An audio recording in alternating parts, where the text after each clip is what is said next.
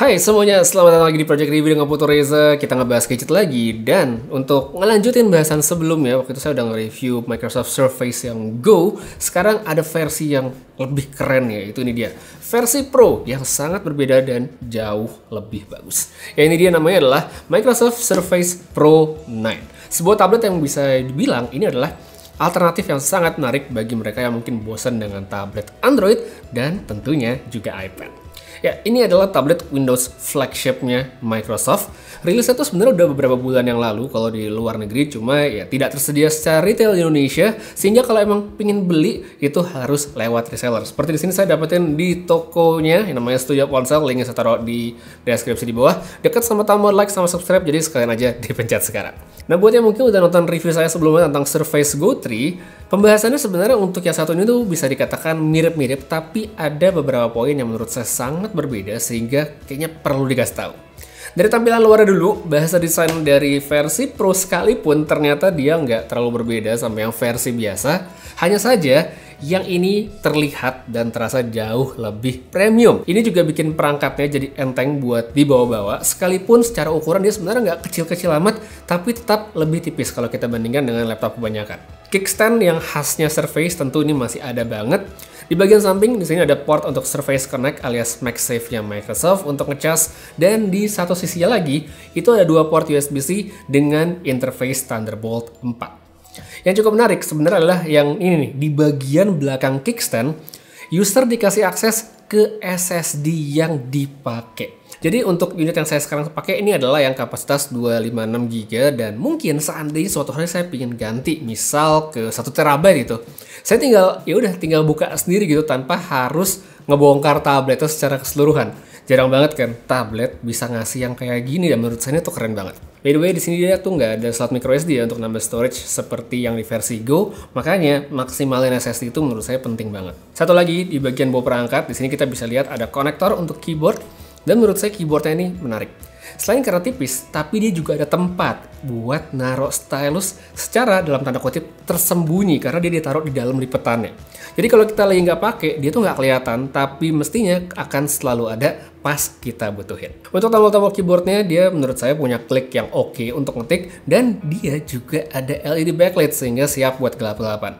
Yang saya nggak suka sih paling nggak modelnya aja, karena dia mengekspos bagian belakang tabletnya, nggak ada perlindungan, jadi bukan nggak mungkin suatu hari ya kalau lagi apes bisa gampang banget jadi baret. Sebagai sebuah perangkat Windows dengan form factor ala sebuah tablet, Surface 9 Pro ini ngasih experience yang menurut saya bener-bener beda dan ngejadiin dia tuh pantas disebut sebagai sebuah laptop.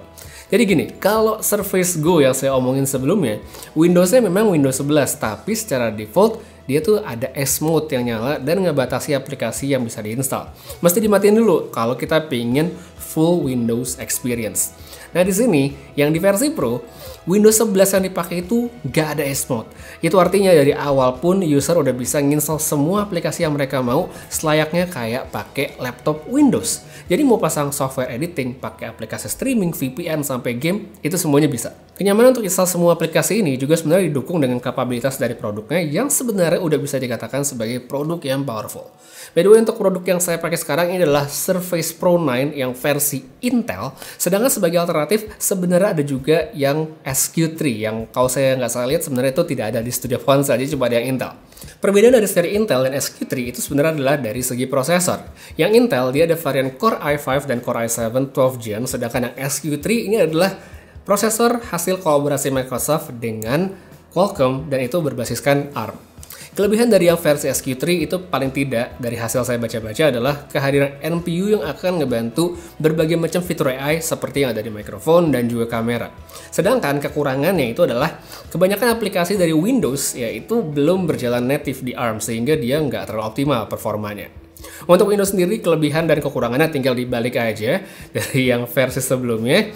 Dia nggak ada NPU untuk fitur-fitur AI, tapi aplikasi yang ingin kita pakai itu semuanya bisa jalan dengan mulus, dan ya menurut saya ini adalah faktor yang kayaknya ya akan lebih penting bagi kebanyakan user. Dari segi performa benchmark, Surface Pro 9 ini udah tergolong perangkat yang cukup kencang. Angkanya memang masih di bawah dari beberapa laptop konvensional pada price range yang mirip-mirip, tapi balik lagi, ini adalah sebuah laptop yang bisa dikatakan lagi nyamar jadi sebuah tablet. Makanya komponennya juga tidak sama.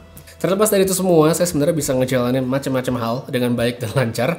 Paling tidak untuk maintenance aplikasi dengan intensitas pemakaian yang ringan sampai sedang, kayak ngetik-ngetik, emailan, browsing, nonton, atau main game yang santai, itu ya bisa-bisa lancar aja di sini. Oke, untuk layar, dia resolusinya udah tinggi, refresh rate-nya juga 120Hz, touchscreen, dan udah support stylus seperti yang tadi udah dilihat. Experience-nya menurut saya premium dan ya itu dia, berasa banget flagship-nya.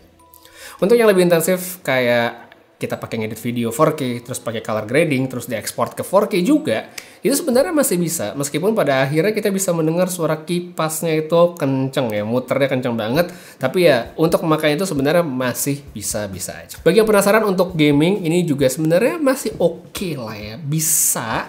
Tapi memang bukan, ya ini kan bukan perangkat gaming ya, makanya settingnya nggak bisa tinggi-tinggi. Cuma ya tetap bisa banget, apalagi kalau gamenya itu memang bukan yang berat-berat atau ya kita mungkin sekedar pengen nostalgia dengan game-game lama kayak saya main Persona gitu yang ada di Xbox Game Pass, itu nggak ada masalah. Intinya selama kita tidak mentreatment menjadikannya sebagai perangkat gaming yang heavy, ya sebenarnya masih bisa-bisa aja. Untuk baterai, kalau dari pengalaman saya sebenarnya juga standar-standar aja sih, dia nggak spesial ya. Karena palingan dalam satu kali full charge itu dia bisa nyala sekitar 6 sampai 7 jam. Ya, jadi nggak selama itu, tapi ya balik lagi kalau pemakaiannya tidak terlalu intensif kayak browsing, nonton, ngetik, itu sebenarnya udah lebih dari cukup bagi mereka yang aktivitasnya mobile. Nah, sekarang kita sedikit balik ke soal harga.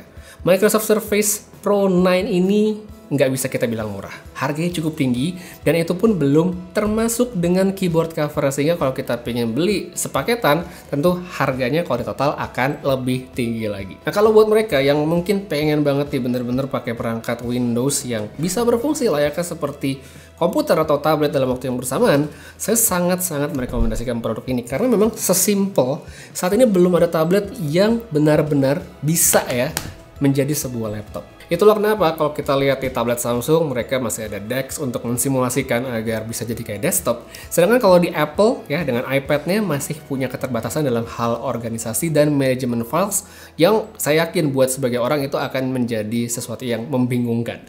Apalagi buat mereka yang mungkin ya seumur hidupnya udah kadang nyaman dan pernah pakai Windows, begitu pakai pindah ke Apple gitu ya, apalagi tidak familiar, saya yakin itu akan sedikit ribet.